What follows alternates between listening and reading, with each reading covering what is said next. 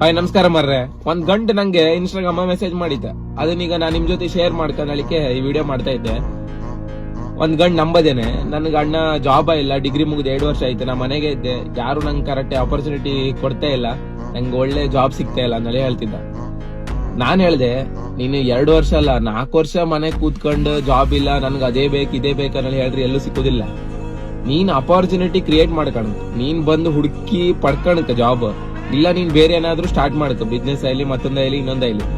ತಮ್ಮ ನಾನಿಗೊಂದ್ ಮಾತು ಹೇಳ್ತೆ, ಬೇಜಾರ್ ಮಾಡ್ಕೊಂಬೇಡ. ಬೆಂಗಳೂರಿಗೆ ಎಷ್ಟೋ ಜನ ಹೆಣ್ಮಕ್ಳನ್ನ ಕಂಡಿದೆ ನಾನು, ಅವ್ರ ಫ್ಯಾಮಿಲಿಗೋಸ್ಕರ ಡಬಲ್ ಕೆಲಸ ಮಾಡ್ತಾ ಇದ್ರು. Part time, petrol bunk, DMart, Decathlon, ಈ ತರ ಶಾಪಿಂಗ್ ಬಜಾರ್, ಮಾಲ್, ಪಬ್ ಅಂದಳಿಕೆ ಡಬಲ್ ಕೆಲಸ ಮಾಡ್ತಿದ್ರು, ಡೇಲಿ ಆಫೀಸ್ ವರ್ಕ್ ಮಾಡ್ಕೊಂಡು. ನೀ ಅಂತದ್ರಾಗ ಮನೆ ಕೂತ್ಕೊಂಡ ನಂಗೆ ಜಾಬ್ ಸಿಕ್ಕೋದಿಲ್ಲ, ನಂಗೆ ಅಪರ್ಚುನಿಟಿ ಕೊಡುದಿಲ್ಲ, ನಾನು ಎಲ್ಲ ನೆಗಾಡ್ತಾರ ಅಂದ್ರ ಅತ್ತ. ಬಿಸ್ನೆಸ್ ಐಲಿ ಜಾಬ್ ಐಲಿ ಎಂತದೇ ಐಲಿ ನೀನ್ ಸ್ಟಾರ್ಟ್ ಮಾಡ. ನೀನ್ ಸ್ಟಾರ್ಟೇ ಮಾಡ್ದೆ. ನಾನು 2 ವರ್ಷದಿಂದ ಕಾಯ್ತಿದ್ದೆ, 4 ವರ್ಷದಿಂದ ಕಾಯ್ತಿದ್ದೆ, 10 ವರ್ಷದ ಕಾಯ್ದ್ರು ಎಂತದೂ ಆತಿಲ್ಲ. ಶುರು ಮಾಡ. ನಿಜ ಕೆಲ ಹುಡುಗಿರ್ನೆಲ್ಲ ಕಂಡ್ರೆ ಸಿಕ್ಕಾಪಟ್ಟೆ ಪ್ರೌಡ್ ಫೀಲ್ ಆಯ್ತು. ನಮ್ಮ ಹತ್ರನೂ ಆತಿಲ್ಲ ಮಾರ. ಡೇ ಅಂಡ್ ನೈಟ್ ಎಲ್ಲ ವರ್ಕ್ ಮಾಡಿ ಅವ್ರ ಫ್ಯಾಮಿಲಿನ ಕಣ್ಕಂತಂದ್ರೆ ನಿಜವಾಗ್ಲೂ ಗ್ರೇಟ್.